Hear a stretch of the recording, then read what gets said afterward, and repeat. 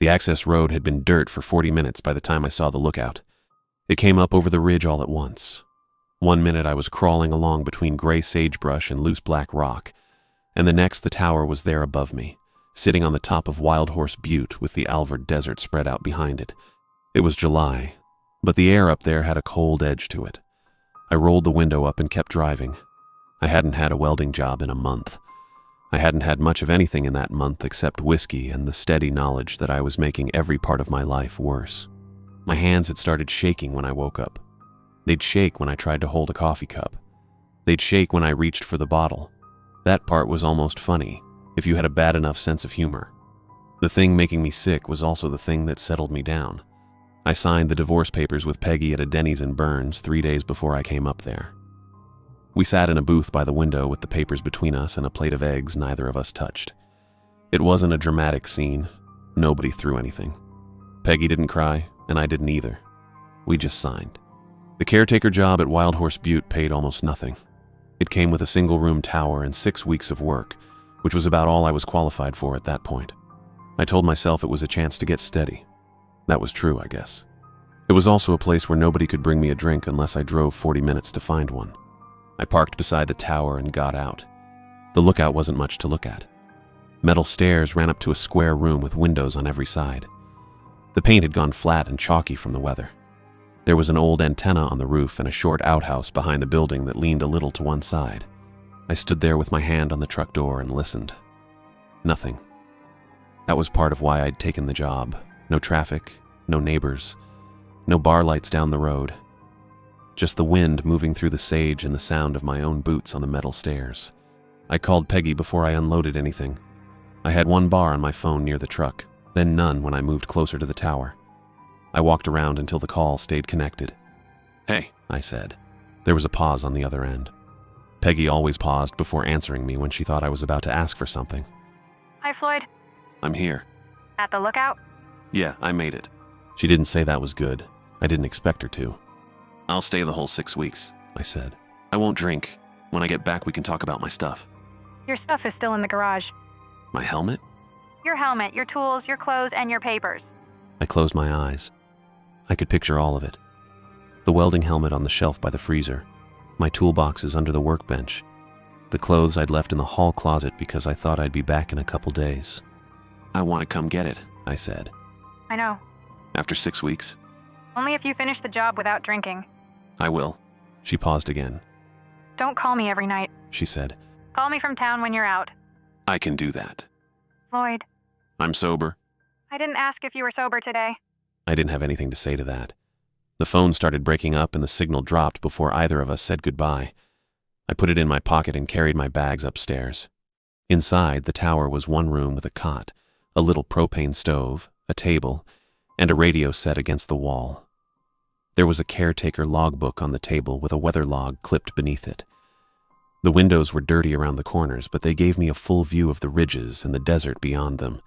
I opened the logbook and looked through the last few pages. Most of it was weather. Wind direction, cloud cover, temperature, that kind of thing. The previous caretaker had written small and neat. There wasn't much else. I picked up the radio and turned the main switch on. A woman answered after the first call. Wild Horse Butte, go ahead. "This is the new caretaker," I said. "I'm Floyd." Let me check that. You're Floyd Hughes? "That's right." How's the tower? "Still standing." There was a short burst of static. Then she said, Good. Stay at the tower during daylight and call in during the scheduled window. "Got it." Do you have cell service? "Not really. I had 1 bar by the truck." That won't last. The tower has no reliable cell service. The access road is 40 minutes from the nearest paved road, so don't count on somebody coming up quickly if you have trouble. "Understood." And the radio won't reach outside help after dark. I looked through the window at the afternoon light.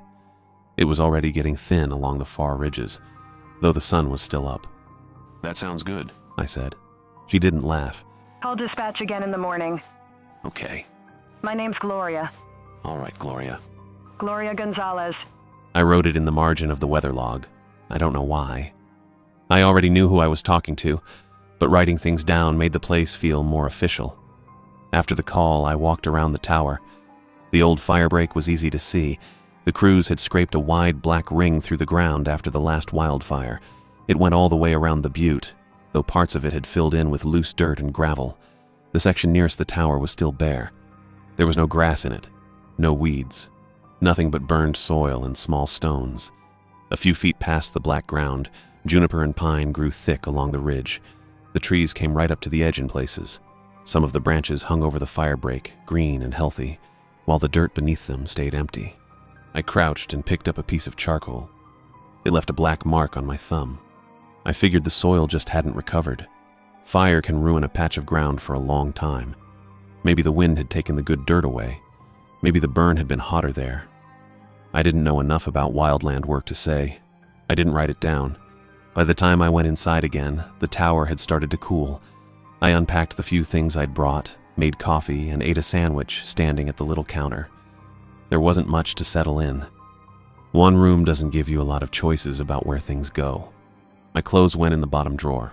The notebook and logbook stayed on the table. I put the radio where I could reach it from the cot. I was tired, but it wasn't the kind of tired drinking had given me. That had been a heavy, sour thing that followed me into bed and waited for me to wake up. This was just being worn out from the drive and the stairs and having nowhere else to go.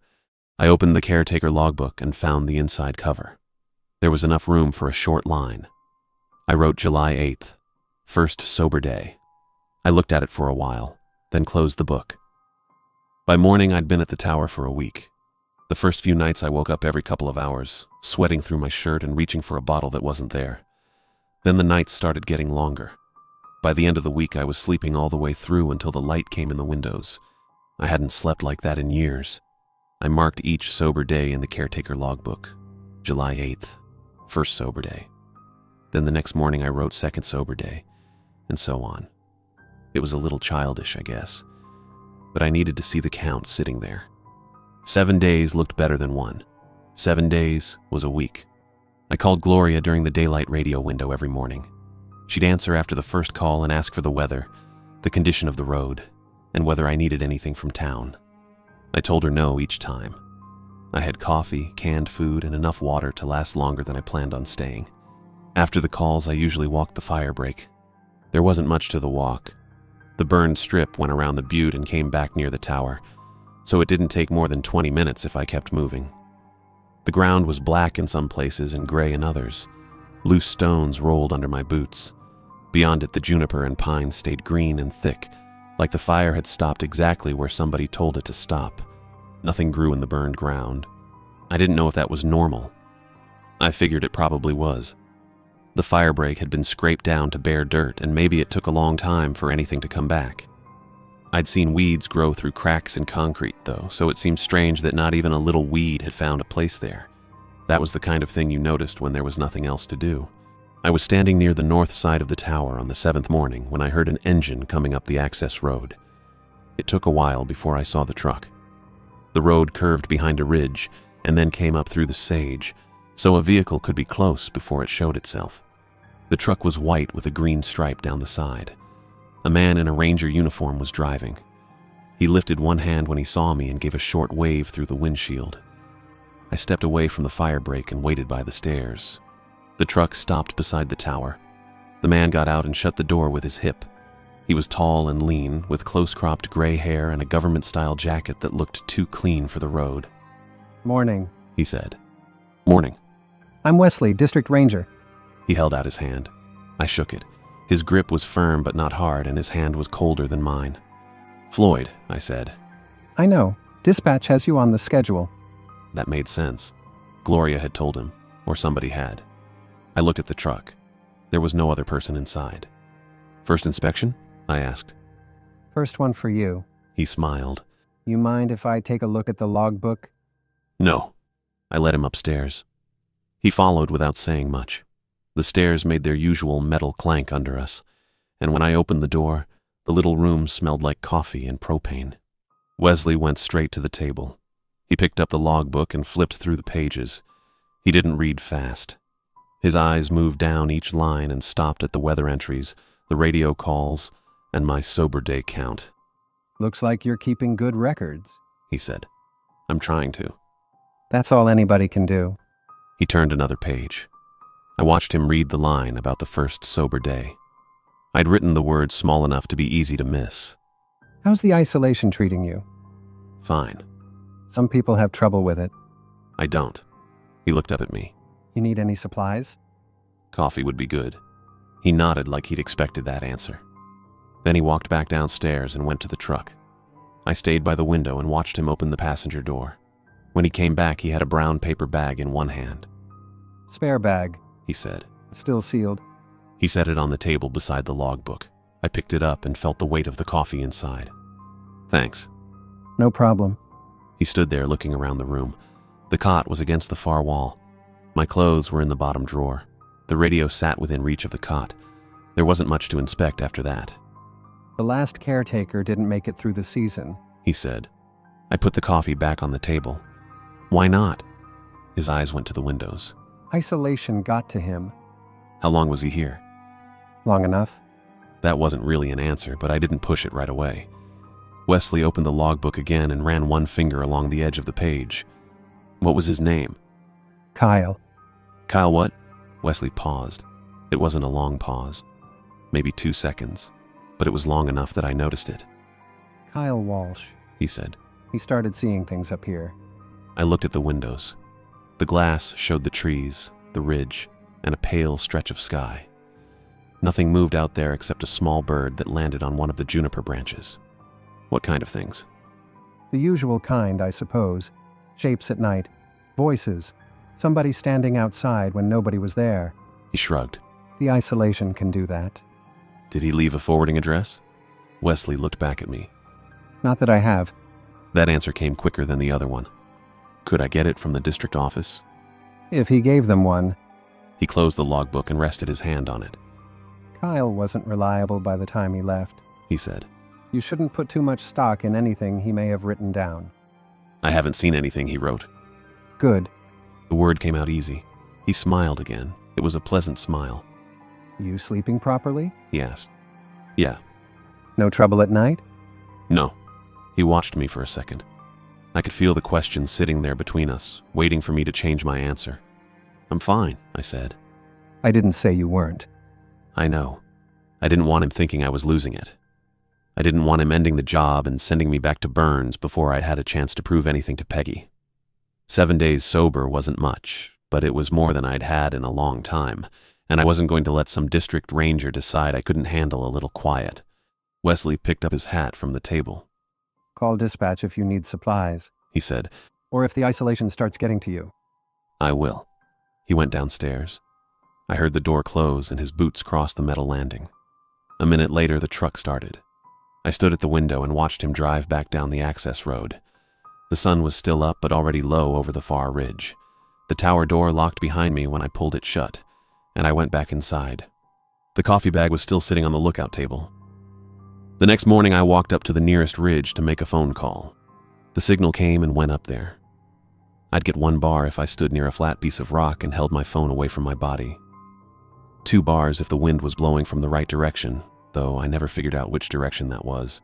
It wasn't much of a signal, but it was enough to call Peggy. I tried once and got nothing. The second time it rang. Hi, Peggy. There was a pause. Peggy took a moment before answering whenever she thought I was about to ask for something. Hi, Floyd. I made it a week. Without drinking? Yeah. She didn't say congratulations. I wasn't expecting her to. A week was good, but a week was also the amount of time I'd promised before and then failed at. Your helmet and papers are still in the garage. She said. I know. I'm keeping them there. I'll come get them when I'm back. After 6 weeks? After 6 weeks. She waited before answering. The phone crackled in my hand and the signal dropped to 1 bar. Floyd, I'm not giving your things back because you made it 7 days. I know. You need to follow through. I will. That was the part I wanted to say with more confidence than I had. I was sober. I'd made it through the first week. I was sleeping better and eating regular meals, and I hadn't driven 40 minutes for a bottle, which seemed like the sort of thing that ought to count for something. But Peggy had heard all of that before. She knew how long my good intentions lasted. I'm finishing the whole assignment, I said. 6 weeks. I'm staying sober the whole time. Then I'll come get my tools and clothes. All right. It wasn't encouragement. It was just an acknowledgement that she'd heard me. I mean it. I know what you mean. The phone went quiet for a second. I could hear something faint on her end, maybe a car passing or a door closing. Then the signal broke up and the call ended. I stood there with the phone against my ear until it told me the call was over. The ridge didn't look any different than it had before. Gray rock, low sagebrush, the desert stretching out below me in a flat, pale sheet. The tower sat behind me on the butte, and from up there it looked smaller than it felt when I was inside it. I started back. 6 weeks had seemed like a long time when I first took the job. By then it had turned into something more specific. It was a promise I'd made to Peggy, and one I'd made where she couldn't see me break it. That made it harder to lie about. I got back to the tower before noon and wrote the call in the logbook. I didn't write down everything Peggy had said. There wasn't room for all of it, and most of it was already in my head anyway. I wrote, 7 days sober, staying for full assignment. Then I made coffee and went on with the day. The days settled into a routine after that. Every morning I called Gloria during the radio window and gave her the weather. She'd ask if the road was clear and if I needed supplies. Let me check that. She'd say if I asked about anything, even when the answer was already obvious. I usually told her I was fine. I kept the logbook. I walked the ridge and made the loop around the fire break. I ate when I was hungry and went to bed after dark when there wasn't anything else to do. I still woke up some nights with my heart beating hard, but I didn't reach for a bottle anymore. Wesley came by at regular times. He always used the same access road and always showed up during the day. He'd park at the tower, come upstairs with that same clean uniform and pleasant smile and ask how I was doing. Sometimes he brought supplies. Sometimes he just looked through the logbook and stood by the windows talking about the weather. He was easy to talk to if you didn't mind doing most of the listening. Beautiful day, He said on one visit. It is. good visibility.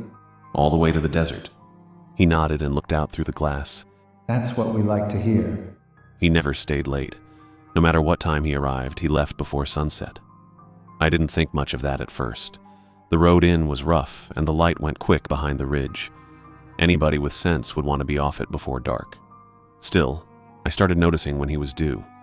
July 22nd was the next time I saw him. I had it marked in the logbook because Gloria had asked me to note all official visits. I was sitting at the table with the weather log open when the truck came up the road.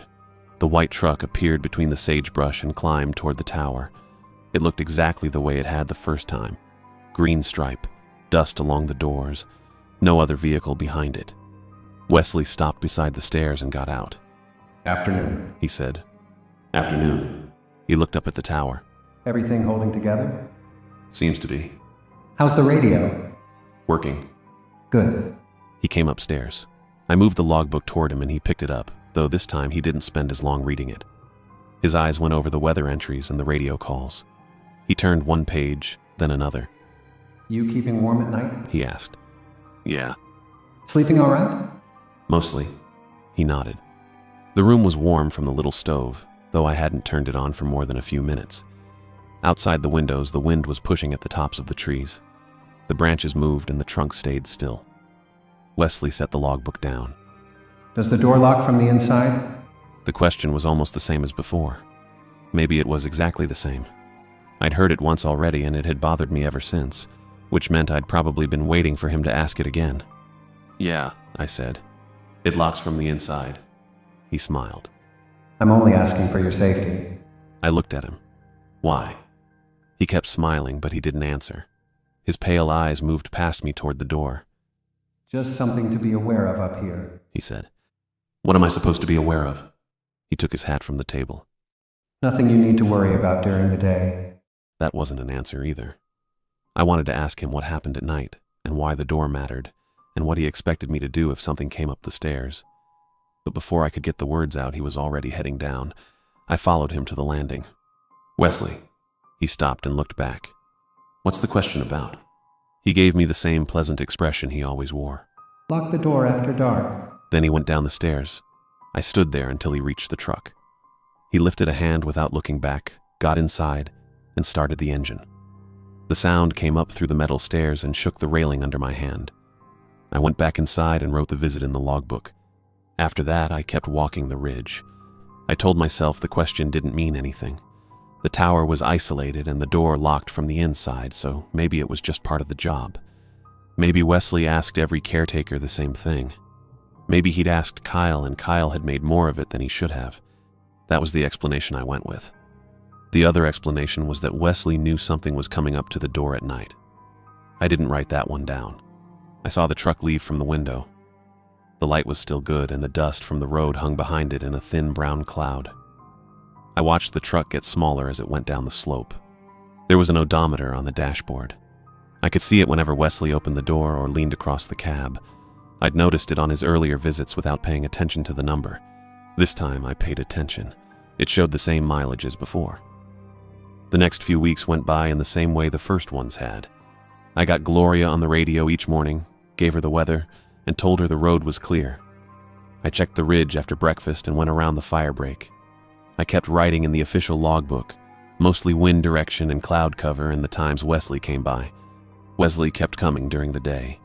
He'd park beside the stairs, then come up in his clean uniform with a pleasant smile. Sometimes he brought coffee or canned food. Sometimes he only checked the logbook and asked if I was sleeping all right. Any trouble with the tower? He'd ask.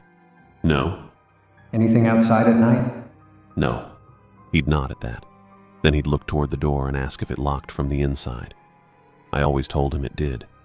He never stayed after dark. By then, I'd stopped thinking that was strange. The road was bad, and the light was gone once he got behind the ridge. That was a good enough reason for anybody who wanted one. I still watched the odometer when he left. The number never changed. It didn't matter how much he drove around the tower or how far he took the road away from it. The truck always showed the same mileage when he came and the same mileage when he left. I figured it was broken. A lot of things up there were broken in small ways, and I wasn't going to start making a list every time something didn't work like it should. The nights were quiet after he left. The quiet was what I trusted. Then on the 22nd night, something started moving the dust under my cot. It wasn't a big draft. I couldn't feel it on my face, and the lantern flame didn't lean. Every few minutes, a little line of dust would lift from beneath the cot and drift across the floor. It looked like somebody had breathed under there. I got down on one knee and reached underneath. Nothing. The floor was cold against my palm. I swept my hand around under the cot and came away with dust on my fingers, but there was no vent and no hole that I could find. The cot was pushed against the wall, so I pulled it out far enough to look behind it. The dust lifted again. I heard the boards creak under my knee. One of them was loose. That didn't mean much by itself. The tower was old, and the floor had probably been repaired more than once. I found a flat screwdriver in the drawer beside the stove and worked it into the crack. The board came up after a little prying. Underneath was dirt and a plastic grocery bag. It was the kind of white bag they gave you at the store in Burns. The plastic had gone yellow with age and one side was stuck to the dirt. I pulled it loose and set it beside the lantern. There was a spiral notebook inside. Kyle's name was written on the cover. I knew it was his before I opened it. Wesley had said Kyle Walsh was the last caretaker, and the handwriting matched the small, neat writing in the old weather entries. I sat on the floor with the notebook in my lap and kept it closed. I didn't want to read it. That was the truth. I wanted to put it back under the board and slide the cot over it. I wanted the whole thing to stay where I'd found it, sealed up in a grocery bag with the dirt and the dust. Instead, I opened it. The first pages were regular notes: weather, supplies, times of radio calls. Kyle had written down more than I did, but most of it covered the usual details. Wind from the west, clear sky, road passable. Then I found the first entry that wasn't. Night 9. I read it once, then went back and read it again. There was a tall figure at the tree line. It stood still for several minutes. It did not approach the tower. That was all. I turned the page and found more entries like it. A lean figure, unusually tall, too thin, standing among the juniper where the light didn't reach. It never came close to the tower and never crossed the burned ground. Kyle wrote that part down more than once. I looked over at the windows. The north glass showed the black line of the ridge and the trees beyond it. The lantern light reflected off the inside of the window so I could see my own face floating there. Behind it was only darkness. I turned another page. Night 20, 2 a.m., 3 taps on the north glass. The figure was at the tree line. It will not cross the burned fire break. I set the notebook down and rubbed my eyes. I was tired. That was the easiest explanation. I'd spent too much time alone and started giving ordinary things a shape. A branch moving in the dark, a knock from the metal siding, an animal out past the trees. There weren't any animals that tapped on glass, though. I picked the notebook up again. The later entries got messier. Kyle had started pressing too hard with the pencil. Some words were dug into the paper so deep they showed through on the next page. He wrote about the bare ring circling the butte and called it a boundary. I watched the fire break through the north window. Even in the dark, I knew where it was. The burned ground went around the tower in a wide black circle. The trees stopped at its edge. I'd walked it every day for weeks and had never seen a weed growing in it. I had figured that was because the ground had been burned too hot. Kyle had a different idea. The entry for night 31 was written across half a page. It read, 3 taps are safe, but anything more than 3 means the thing making the sound is not the Newman. Count the taps. I counted the sentence twice to make sure I had it right. The Newman. That was what Kyle called the figure. He didn't explain who Newman was or where the name came from. Maybe it was a person he'd known before he came up there. Maybe it was something he made up because giving a thing a name made it easier to write about. I didn't know. The next few pages were blank except for one line near the bottom of a sheet. 3 taps. No entry after. The final clean page came after that. Do not open the door for Wesley Davenport. Whatever wears Wesley's face must not be allowed inside. I sat there holding the notebook open. Wesley's name was written in full. Not Ranger, not District Office. Wesley Davenport. The words didn't look like a joke or a drunken note. Kyle had pressed the pencil into the page hard enough to leave a groove. He'd written it carefully. I read it again. Then I turned to the back of the notebook and found a page folded beneath the cover. The writing there was smeared, like somebody had dragged a wet hand across it. I could make out most of the words if I held the notebook close to the lantern. Kyle believed the figure only came on nights after Wesley visited. It wasn't following Kyle. It was following Wesley. That was the part that got to me. I could explain one person seeing things. I could explain fear making a shadow look tall. I could explain Kyle writing down 3 taps at 2 in the morning if he was sick or exhausted or losing his grip on the place. But he'd seen a pattern. Wesley came during the day. The figure came at night. The figure stayed beyond the burned ground. The figure watched the tower. Maybe Kyle had been afraid of Wesley. Maybe Wesley had done something to him. I didn't know what. The notebook didn't say. I looked at the door. It was shut and locked. The bolt sat across the inside plate and I could reach it from the cot. Nothing had ever tried to open it. Nothing had ever come up the stairs after dark. Wesley had only asked about the lock. That was all. I figured Kyle had broken down. Isolation could do that. I knew it could. I had watched myself change in that tower, and I hadn't even been there as long as Kyle had. A person can get used to hearing his own thoughts, and then start treating them like somebody else's voice. I could have thrown the notebook into the stove.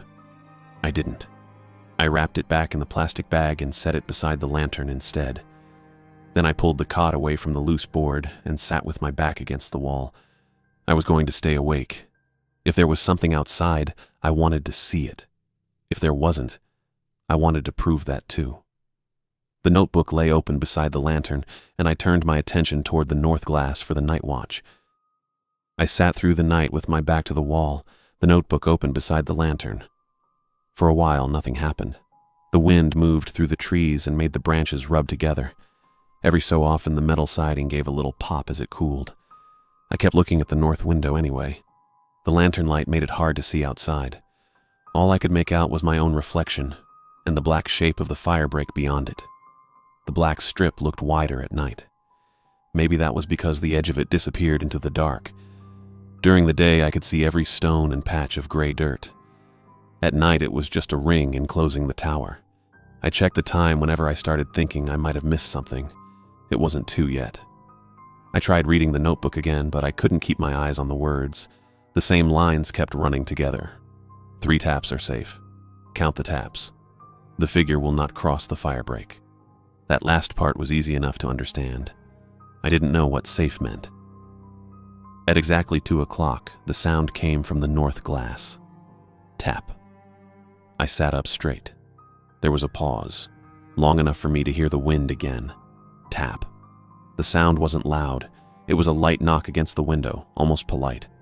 I could see the glass tremble in the lantern light. I waited for the third one. Tap. Then nothing. I didn't move right away. I looked at the notebook and then at the window.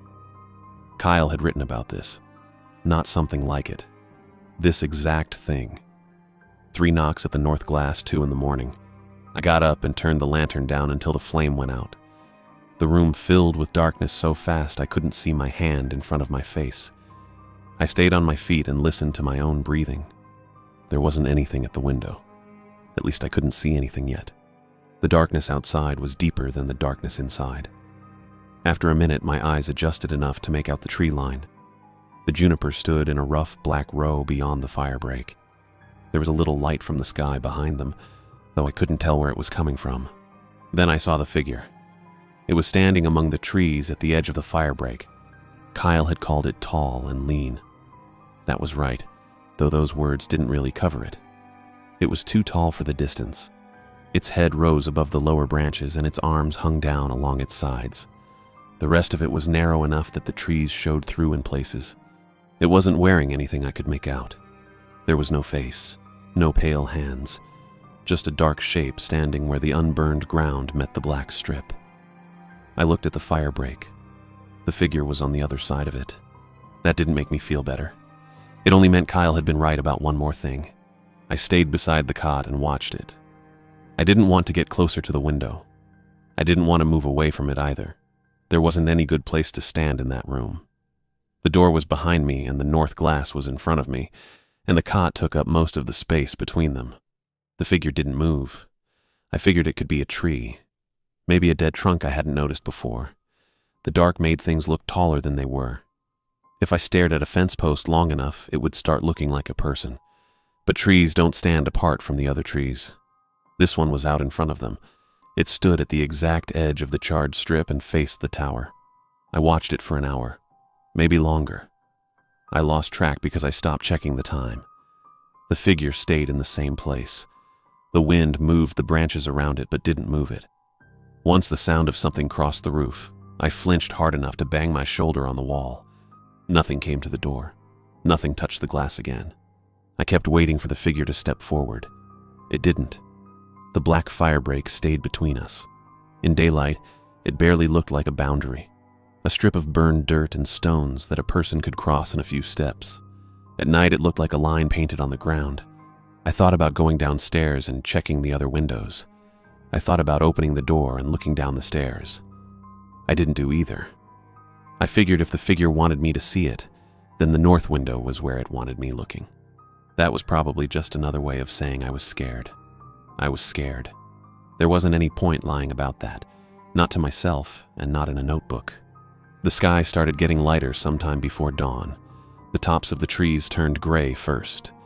Then I could see the stones in the firebreak and the uneven patches where the fire had burned hotter. The figure was still there. It looked less like a tree as the light came up. It also looked less like a person. I couldn't see any details. No eyes or mouth. No clothing. The shape was too far away for that. But I could see that it was standing straight and watching the tower. I had the feeling it would stay there as long as I stayed awake to watch it. The sun reached the ridge a little after first light. I saw the brightness move along the top of the trees and spill down across the firebreak. The figure was gone. There wasn't any movement. No walking away. 1 second it stood at the edge of the trees, and the next there was nothing there but juniper and gray ground. I waited a few more minutes. The firebreak was empty. I checked the edge where I'd seen it standing. There were no footprints I could make out. Loose marks and stones covered it, but none led from the trees toward the tower. I returned to the table and lit the lantern. The notebook was still where I'd left it. I looked at the line about 3 taps, then closed the cover. I counted them again in my head. 1, 2, 3.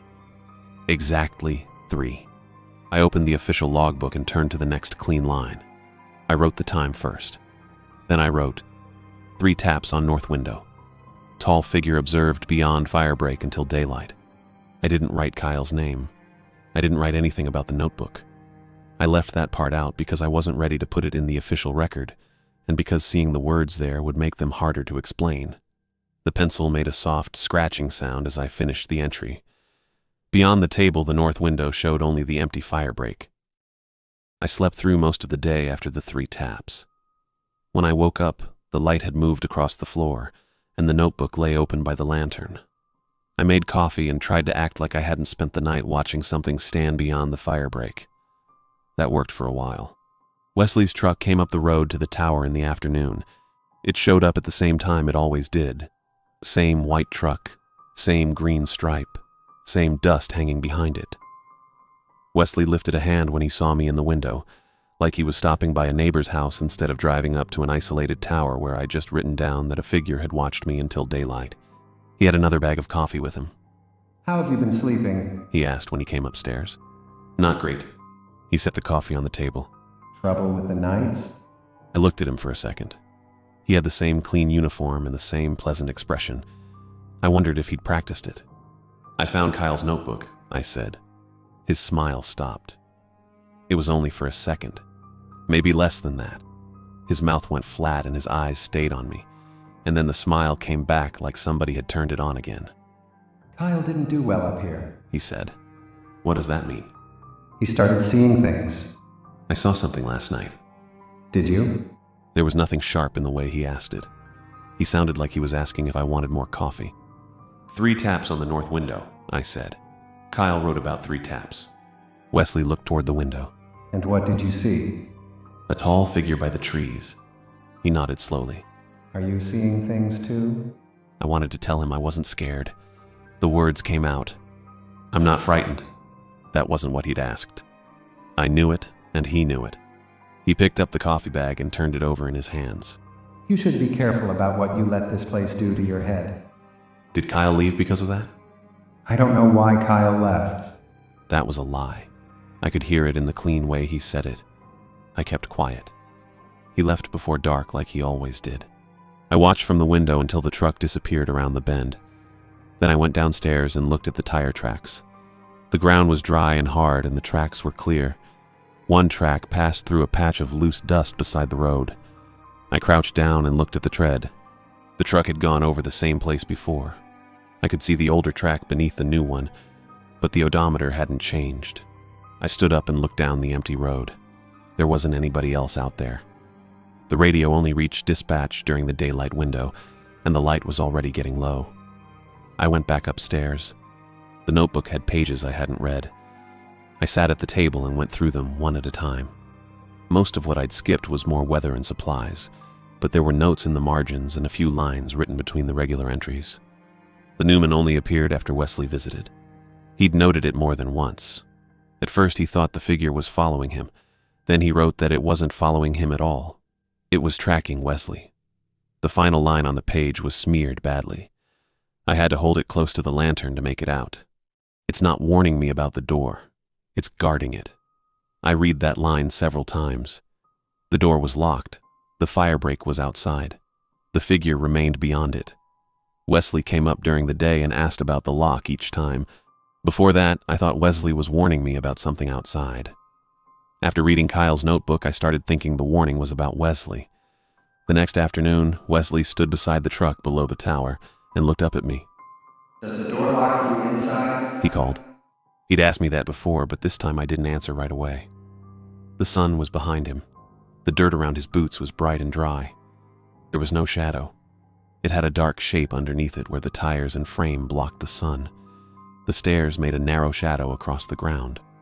Wesley didn't cast one. I've been up here too long, I said. He smiled. How's that? I'm tired. I want to be left alone.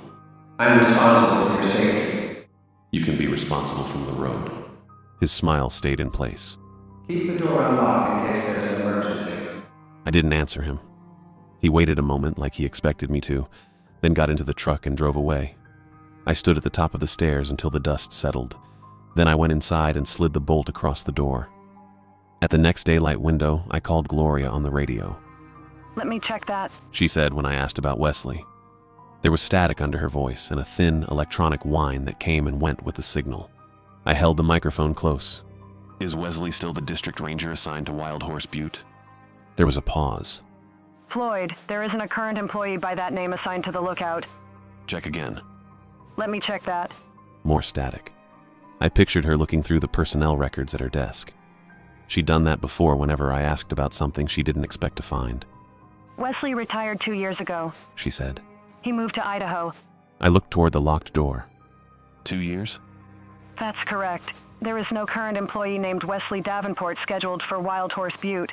What does the vehicle look like? I told her about the white truck and the green stripe. She repeated the description back to me in a shortened form, then told me to remain at the tower and contact dispatch again the next morning. What about Kyle? I asked. Can you check what happened to Kyle? The signal broke up before she could answer. I kept saying hello into the microphone, but all I got back was static. I searched the tower after that. The notebook's final section was glued shut beneath the back cover. I worked at it with my thumbnail until the paper tore. Underneath were entries about 3 earlier caretakers. I didn't know their names. He'd listed them, but every entry ended before the person left the lookout. Each one had been visited by Wesley.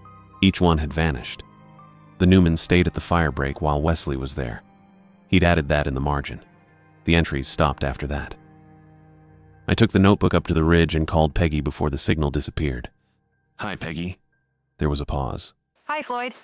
The ranger assigned to the tower has been dead for 2 years. Another pause. Have you started drinking again? No. I'm not sending anyone into the mountains for another crisis. I'm sober. Floyd, call me from town when you're out. I will. I wanted to tell her about the truck, the shadow, the thing at the window, and Kyle's notebook, but I could already hear how it would sound.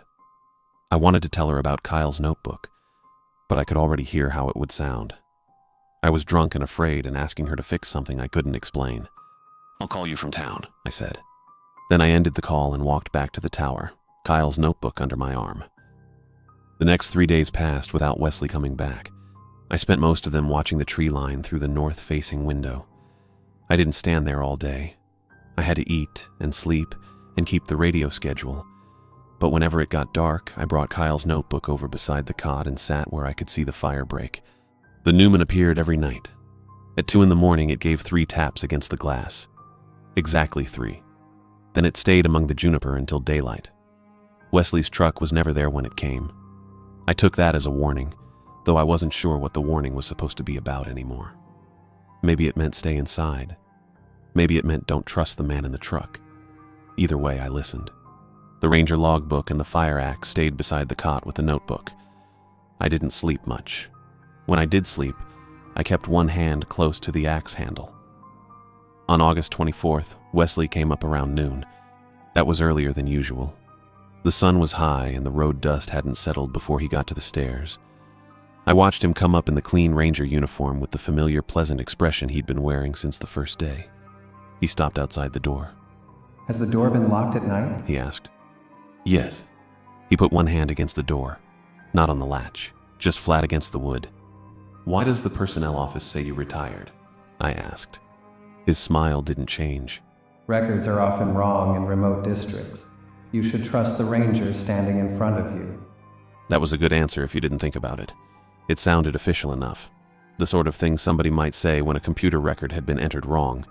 But he didn't sound surprised that I'd checked. He sounded like he'd been waiting for me to bring it up. I looked down at his boots. The road was dusty and dry. There were marks from my own boots on the steps and in the dirt below them, but I couldn't find a clear impression from his. The truck sat at the foot of the stairs. I looked through the open window at the odometer. The number was the same as it had been every other time. I need you to leave, I said. He kept his hand on the door. I'll return after dark if you continue refusing to cooperate. Cooperate with what? He didn't answer that. He stood there a few seconds longer, then turned around and went back down the stairs. I watched him get into the truck and drive away. The tire tracks showed up in the dust, but his boots hadn't left anything beside them. That bothered me more than the odometer. A broken odometer was one thing. After he left, I found an old game camera in a storage cabinet and rigged it toward the window on the north side. The cable reached the little television in the lookout, so I set the camera on a shelf and pointed the television toward the cot. It wasn't a great picture. The screen flickered and the outside image came through dark and grainy. It was enough. I could watch the window without looking directly at it. I could keep the axe beside me. I could stay inside until Gloria confirmed the vehicle and a real ranger could reach the tower. That was the plan. On the night of August 25th, I barred the door and sat in front of the television. The fire axe was on the floor between my boots. Kyle's notebook was open beside it. At exactly 2 in the morning, the first tap came through the northern pane. I watched the screen. The window was empty except for the trees and the edge of the fire break. Tap. I leaned toward the television. Tap. There was a pause after the third one. I was waiting for the silence to settle when another tap struck the glass. 4. I didn't move. The fourth tap was lighter than the others, almost like whatever was outside had made a mistake. Then it tapped again. 5. The sounds kept coming. 6. 7. After that, they got faster. The tapping turned into a hard scrabbling noise against the glass, like fingernails dragged across it. The screen showed the empty fire break. The Newman was gone. I looked toward the window on the north side. There was nothing there. No tall shape among the trees. No movement at the edge of the scorched earth. The scrabbling kept going on the television. Then I saw Wesley. He was standing behind my shoulder in the reflection on the screen. The image showed the inside of the tower from the game camera. I could see the cot and the table in the back of my head. Wesley stood behind me near the reflected window. His face was stretched too wide. His mouth opened and closed around the words. But I couldn't hear anything. Let me inside. I spun around with the axe in my hands. There was nobody behind me. The room was empty. The television still showed Wesley pressed against the reflected glass. His face filled most of the screen now, pale eyes fixed on me and mouth working around the same demand. I swung the axe at the space behind me and hit nothing but air. The next day, I stayed away from the windows. I kept the radio close and tried Gloria several times, but the signal wouldn't hold long enough for her to confirm anything. I didn't leave the tower. I didn't go down to the road. There wasn't any point in walking towards something that wanted me to open a door. At dusk, Wesley's truck appeared on the access road. It was the wrong time.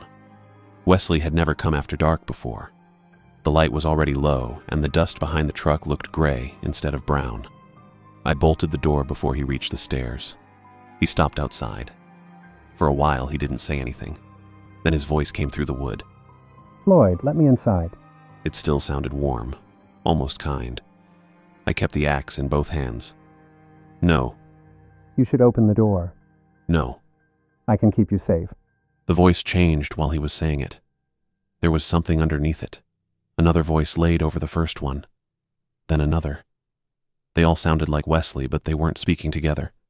They were crowding each other. Let me inside. The door shook in its frame. I backed away from it.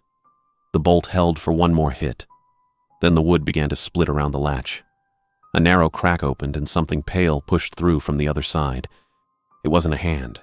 It had too many joints, and the fingers were too long. They bent around the broken wood and reached into the room. I looked at the cot. The floorboards beneath it were old and soft. I put the axe blade against the first board and chopped. The wood gave after 3 strikes. I kept chopping until the boards broke apart and the dirt beneath them showed through. There was a crawl hatch under the floor, the one Kyle had used to get beneath the tower. I pulled it open and black dirt spilled into the room. The door buckled inward. I dropped through the hatch onto the charred ground. The fire break was cold against my hands. I crawled away from the tower while the thing wearing Wesley's face forced itself through the broken doorway behind me. Its head came through first, stretched and narrow, followed by arms that reached across the floor far beyond its body. Then the Newman moved. It left the tree line and crossed the blackened earth for the first time. It took 3 strides to reach the tower. They weren't normal strides. It covered the distance in pieces, one long step and then another, as if the space between the trees and the lookout had been folded up for it. It struck Wesley inside the doorway. The sound was like wet branches breaking. Wesley's face pulled loose from the shape he'd been wearing. The ranger uniform fell away in strips, and underneath was something pale and twisted with a mouth that opened across most of its head. The Newman caught it and dragged it out through the broken door. They disappeared beyond the tower in a tangle of limbs. The shrieking continued through the night. I stayed on the black ground with one hand pressed against my side and the axe lying beside me. By daylight, I was still there. The broken doorway stood empty above me. By dawn, I was still lying on the fire-blackened ground beneath the tower with the fire axe beside me. My side hurt whenever I breathed too deep. I didn't think anything was broken, but I couldn't be sure. The dark thing had gone after Wesley and left me alone, which was better than the other way around. I stayed there until the sky got gray and the tower above me started looking like a real building again. I climbed back through the crawl hatch after sunrise. The floor was broken open around it. The door was split and hanging crooked in the frame. I couldn't tell who the blood belonged to. Some of it had dried black. The rest was still wet in the cracks. I took Kyle's notebook and the axe. I left the rest of the mess where it was and drove down to the ranger station outbuilding. The truck took a few tries to start. My hands were shaking and I had to stop twice because my side hurt too much to lean forward. The road was empty.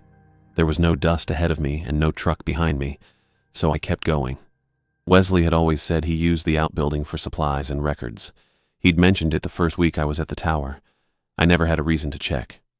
When somebody tells you they're responsible for a place, you don't usually go looking for proof that they're lying. The outbuilding sat behind the main station with a padlock through the hasp.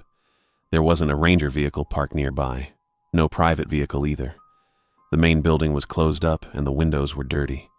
No one had used the place in years. I got the fire axe out of the truck and broke the padlock. It took 3 swings. The first bent the metal. The second broke the hasp loose from the door. The third wasn't necessary, but I was tired and angry and didn't stop when I should have. Inside, the room smelled like dust and old mouse droppings. There were empty shelves along the walls and a desk with one drawer hanging open. A calendar was still tacked up behind it, but the pages had curled until the whole thing looked like a dead moth. I searched the shelves first. There were some rusted cans, a stack of old maps, and a metal box with no lock on it. Nothing useful. I was about to leave when I noticed the floor near the back wall had a different color. One board was newer than the others. I pried it up with the axe. The crawl space underneath was shallow. I had to lie down and reach in with one arm. My ribs complained about that, but I kept reaching until my fingers touched a boot. It was one of Kyle's boots. The leather was dry and cracked and there was dirt packed into the sole. I pulled out the other one after it. Then I found a wallet wrapped in a piece of oilcloth. It belonged to another caretaker. There was no picture inside, just an old driver's license and some money gone soft around the edges. I didn't study the name. Behind the boots was a canvas mail sack. It was heavy with spiral notebooks. The sack had been shoved all the way to the back where nobody would see it unless they already knew to look. I dragged it into the light and opened it. The notebooks were from different years. Some had dates written on the covers. Some had only seasons. The paper in the oldest ones had turned yellow and brittle, and the newer ones smelled like mildew. They all belonged to caretakers who had worked at Wild Horse Butte before Kyle. With the sack beside me, I sat on the floor and started reading. At first, the entries looked normal. Weather, fuel use, radio checks, road conditions. The same things I'd been putting in the official logbook. Then Wesley's visits started showing up. He came on the same sort of schedule every time, usually in the afternoon, usually with coffee or supplies. He asked whether the door could be locked from inside. He acted like a man checking on somebody who'd been left alone too long. The entries got shorter after that. One caretaker wrote about hearing footsteps on the stairs. Another wrote that the ranger had come back earlier than expected. A third had only enough room to write that Wesley had stood outside the door for almost an hour. Each notebook ended during the week after one of those visits. None of them had a final entry saying the caretaker had left. There were no notes about a truck coming to pick them up. No mention of a transfer or a family emergency. The writing just stopped. One day the tower was occupied. A few days later it wasn't. I kept going until my back started hurting from sitting on the floor. The actual ranger service file was in a thin folder under the old maps. It had been folded in half and shoved behind the desk. The cover said Wild Horse Butte Lookout, and underneath that it said decommissioned. The reason was 3 vanished caretakers. I read that part twice. The file didn't list any employee named Wesley Davenport. There wasn't even a retired ranger by that name in the personnel section. The visits in the notebooks matched the dates in the file closely enough that I stopped thinking about coincidence. The thing using Wesley's name had been doing this for decades. It found people who were alone. It came back on a schedule. It brought coffee, asked whether the locks worked, and talked about safety. It waited until the caretaker trusted the uniform more than his own instincts. Then it used the door. Kyle's hidden notes filled in the part the other caretakers hadn't understood. The Newman wasn't hunting them. It never came across the firebreak after them. It stayed out there and gave 3 taps when Wesley was near. The Newman had been holding the other thing back. It had stayed between the trees because the blackened earth kept it from reaching the tower, or maybe because it didn't want to. I didn't know which. I only knew what had happened when Wesley got through the doorway. I put the notebooks back in the canvas sack and carried them to the truck. The sack wasn't as heavy as it should have been. I kept expecting it to pull my shoulder down, but the weight sat close against my leg and I managed it. Kyle's notebook went inside my jacket. I was leaving. I didn't have a plan beyond that. I could drive until I reached a road with traffic and call Gloria. I could call Peggy from town. I could sleep in the truck if I had to.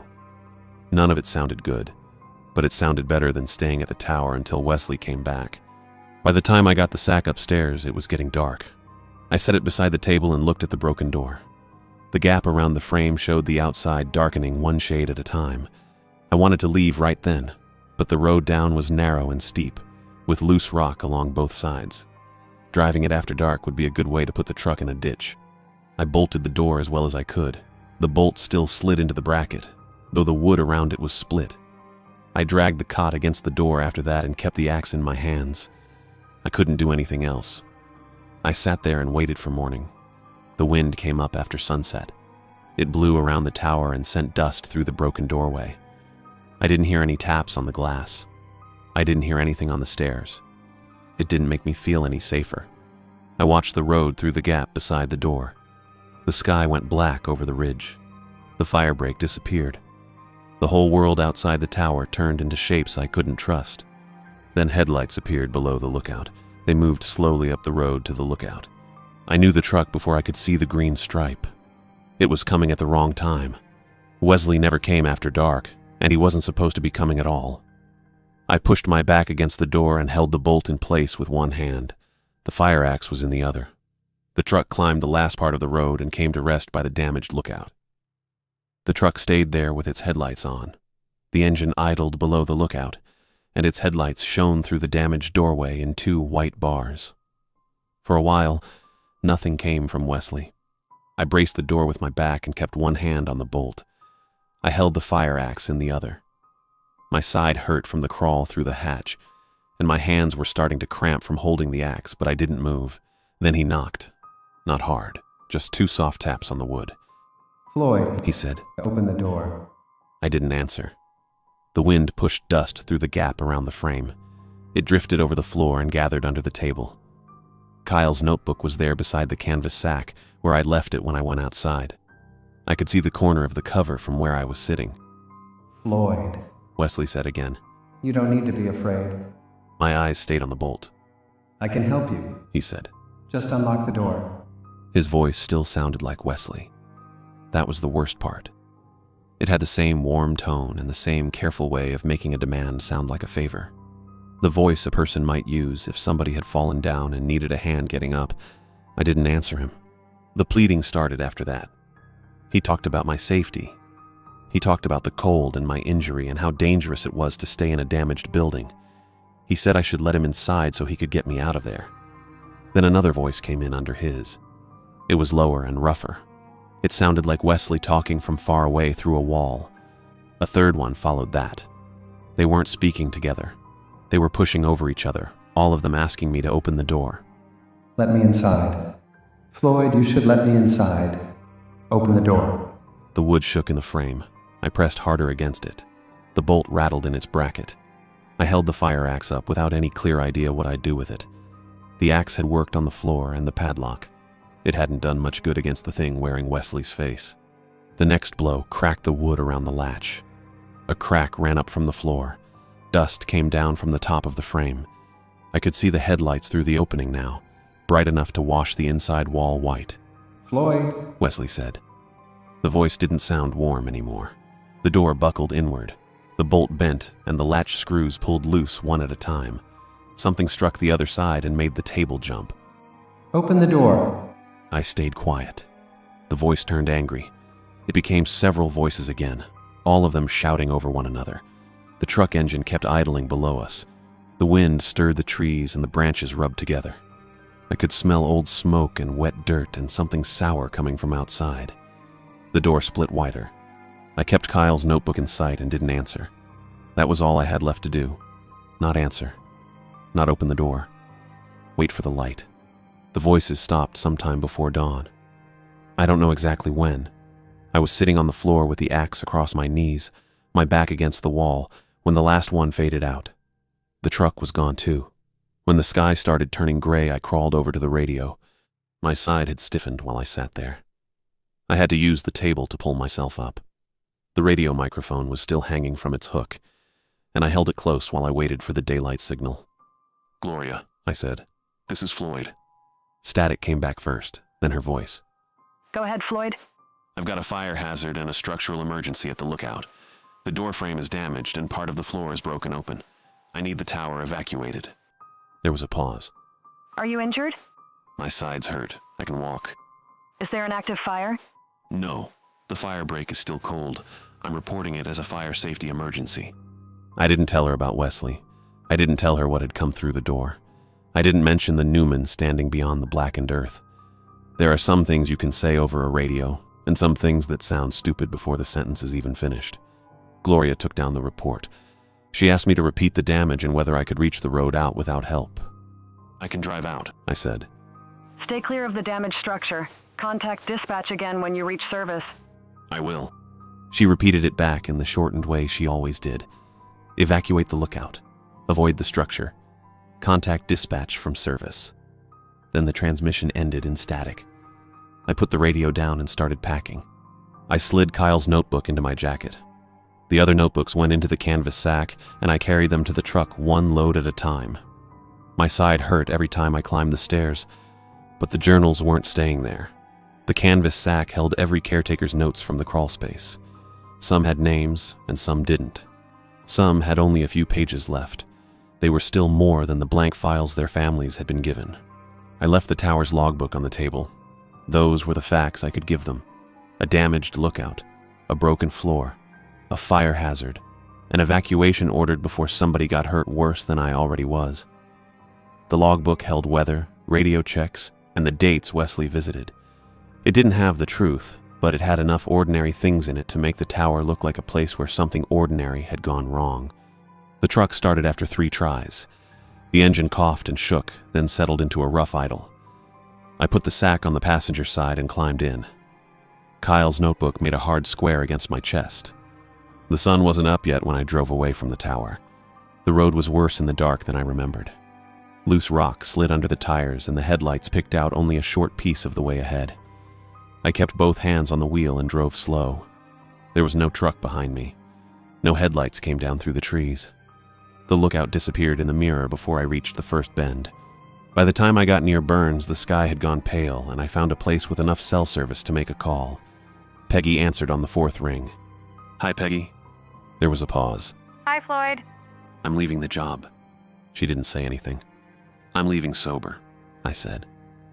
"I'm bringing back the tools and papers you kept for me." Another pause. I could hear something running in the background on her end. Are you alive? She asked. "Yeah." Are you hurt? "My side's bruised. Nothing I can't drive with." She was quiet again. She didn't ask me to come home. I didn't ask her if I could. That wasn't the call either of us would have known what to do with. "I'll bring the stuff back," I said. All right. "I'll call when I'm closer." Call me from town. "I will." We ended the call. I drove into town and found the sheriff's office. The canvas sack was still on the passenger seat. I took it into a shipping place and mailed it without putting my name on the package.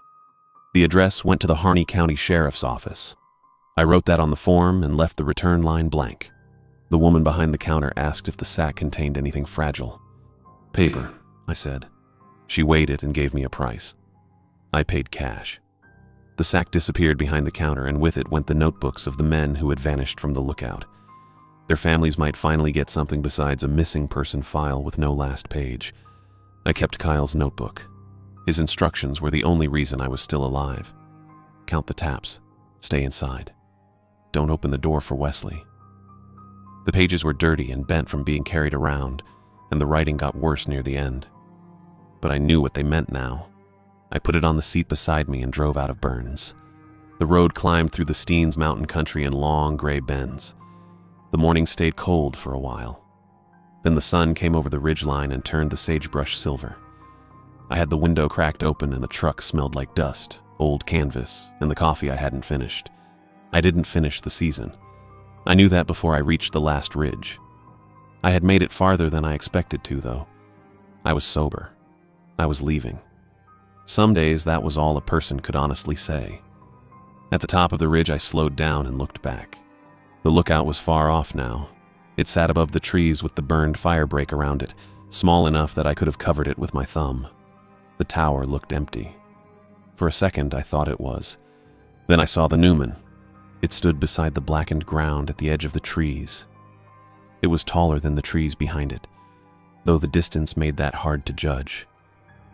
It didn't move. It just stood there, watching the road. I stopped the truck. The Newman raised one long arm toward me. I couldn't tell what it meant. After a moment, I raised my hand back. I kept it up until the Newman lowered its arm. Then it turned and went into the trees. The dark shape disappeared between the juniper and returned to its place beside the burned fire break. I put the truck in gear.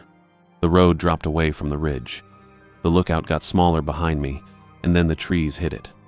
I kept driving down the mountain road with Kyle's notebook beside me, leaving the damaged tower and the blackened ground behind.